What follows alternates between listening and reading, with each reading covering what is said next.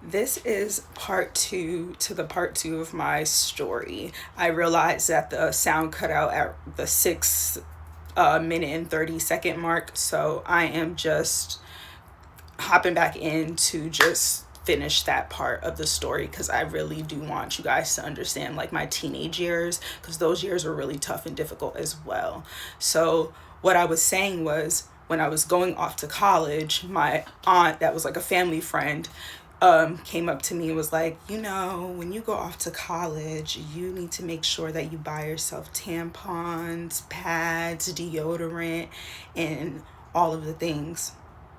I thought that was such a strange thing for her to say.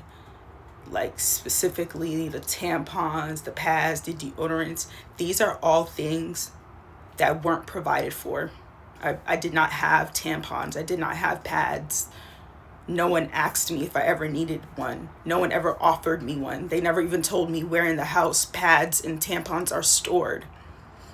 And mind you, I'm a teenager. I'm uncomfortable with my body. I'm awkward. And so I never spoke up or said anything.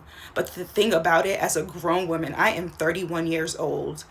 If a 14-year-old, 15-year-old, 16-year-old niece of mine came to live with me right now and I'm showing her around, I'm going to point to where the tampons and pads are. And if I don't do that because I'm just forgetful, if a couple months pass by and I notice like she ain't never asked me for no pads and tampons, I'm going to be like, baby girl, just so you know, first of all, I'm not even going to be like, baby girl, just so you know, I'm going to just be like, first, hopefully nothing's wrong. And then two, and be like, just so you know, the pads and tampons are over here, and just don't feel ever awkward to ask me. It's natural, it's your body. Just you could just get it here. That's what I would do. And so my aunt knew very well, very much, that I did not have tampons and pads for the entire time that I was there in that house living. And so I had to get it how I live. And so we're not going to talk about that, but I had to get it how I live. And that's that. Now, I just want to talk about a few more things just around me living in the house so guys can really understand the environment that I was living in. Christmases were uncomfortable. I hated Christmases. Christmas used to be my favorite holiday, but I hated Christmases because the family would always act like they were upset that I was there. Upset, like this actually happened to me and my cousin. So like we both were getting this treatment, and they would act like they were upset that we were there for Christmas. Like, ugh, I wish we could just spend Christmas just by ourselves. Like, I wish we could just ship them off for Christmas. Like, what am I supposed to do? We got the shittiest of gifts. Like, they never got us good gifts. Like, that's why I have so much anxiety around the holidays. I have a lot of anxiety around the holidays because Thanksgiving, the day right after Thanksgiving is when I got shipped to New York, and then Christmases were always bad in that house. So I just literally just felt so, just like I just wanted to, during Christmas and during gift giving time, I just wanted to just melt into the wall. Like, I just wanted to not be there. I just wanted to just evaporate.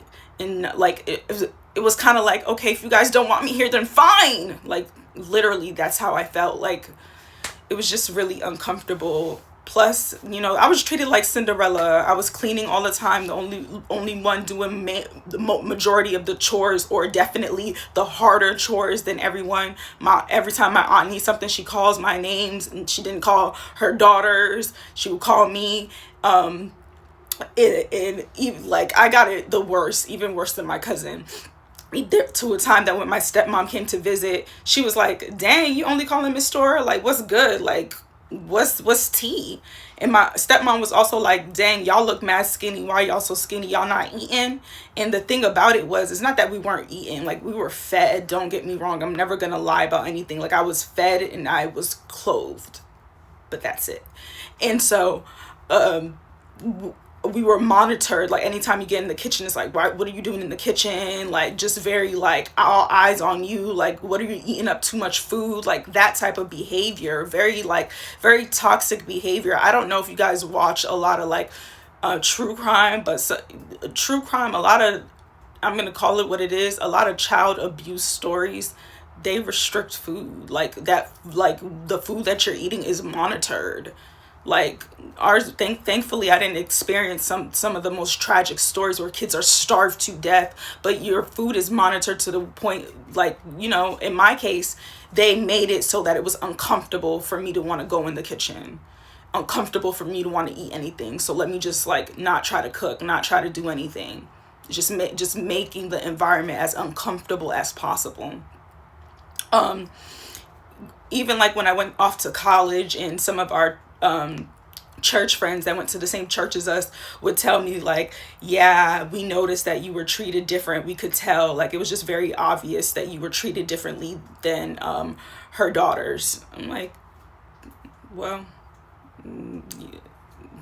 I actually thought that we were hiding it pretty well. Clearly not. You guys know I have my notes to the side. Another thing, my cousin, my